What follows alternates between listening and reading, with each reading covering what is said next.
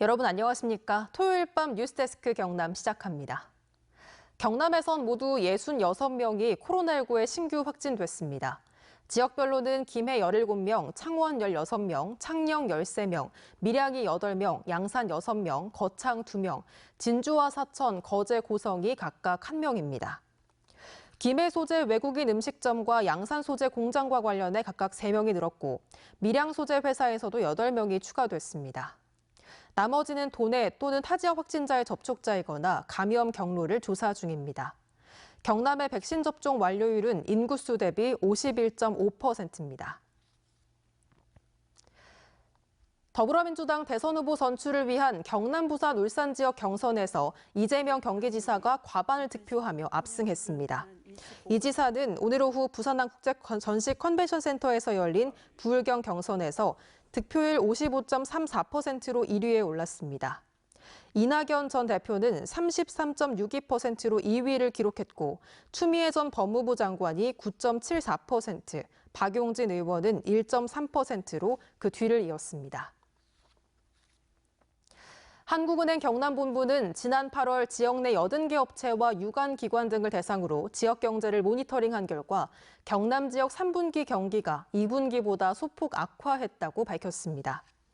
경남본부는 글로벌 경기 개선 기대와 코로나19 백신 접종 확대에 따른 불확실성 완화 등으로 향후 제조업 생산이 현재보다 개선될 것으로 분석했습니다. 경상남도는 지역의 주력 업종인 조선해양과 자동차, 항공우주, 기계 장비 등을 담은 가상 공간의 제조 혁신인 제조 메타버스 구축을 준비하고 있다고 밝혔습니다. 이를 위해 경남 테크노파크 부설 정보산업진흥본부를 중심으로 제조산업과 메타버스를 융합하기 위한 기술 개발과 인재 양성, 기반 조성을 추진하고 이달 안에 제조 메타버스 육성을 위한 협의체를 구성해 공개 토론회를 열어 사업 내용을 중앙부처 등에 건의하기로 했습니다. 경남 청년 주간 행사가 오늘 개막해 내일까지 경남도청과 도의회 등 창원 일원에서 펼쳐집니다. 올해 처음 개막하는 청년 주간 행사는 개막식을 시작으로 청년들이 바라는 청년 특별도 경남을 주제로 온라인 토크 콘서트를 진행하며 도내 청년 100명이 참여하는 청년의회와 경남 청년 공론회장이 잇따라 마련됩니다. 경상남도가 오늘 창녕국민체육센터에서 끝난 제35회 전국시도대항 장사 씨름대회에서 종합 우승을 달성했습니다.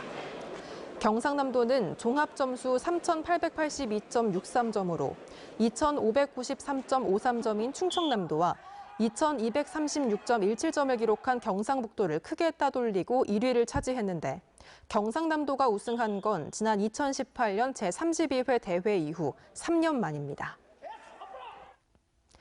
2021 윤희상 동요제가 오늘 통역국제음악당 콘서트홀에서 열렸습니다. 동요 작곡가이기도 한 윤희상 선생의 뜻을 이어받아 어린이의 마음을 풍요롭게 하기 위해 열리는 이번 음악제에선 TMF 앙상블과 통영시립 합창단이 함께 창작동을 7곳과 윤희상 선생의 동요를 선보였습니다.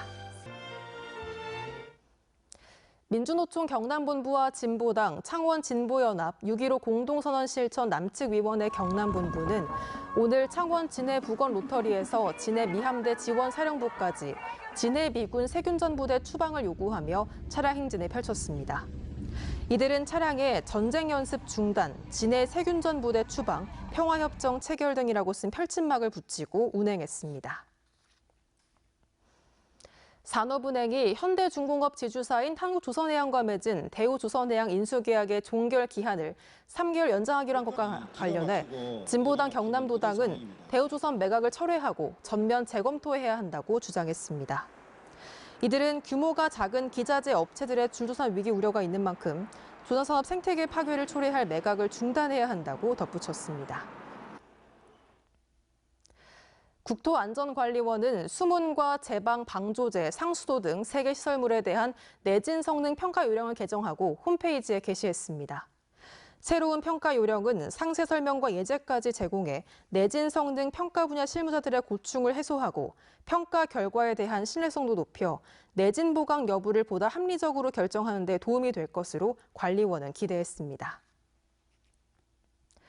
창원지법 형사 3-1부는 헤어진 옛 연인이 자신의 친구와 교제하는 것에 앙심을 품고 상습적으로 폭행과 협박을 한 혐의로 기소된 40살 A씨에게 징역 6개월을 선고한 원심 판결을 파기하고 징역 8개월에 집행유예 2년 선고를 내렸습니다.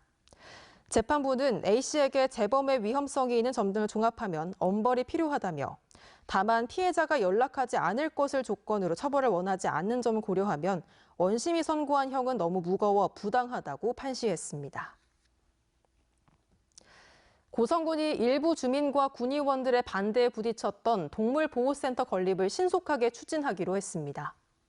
고성군은 농업기술센터에 자리할 동물보호센터가 소음과 악취가 없는 문화공간으로 조성될 것이라며 일부 주민의 반대에 대해서는 적극 소통해 설득해 나갈 계획이라고 밝혔습니다.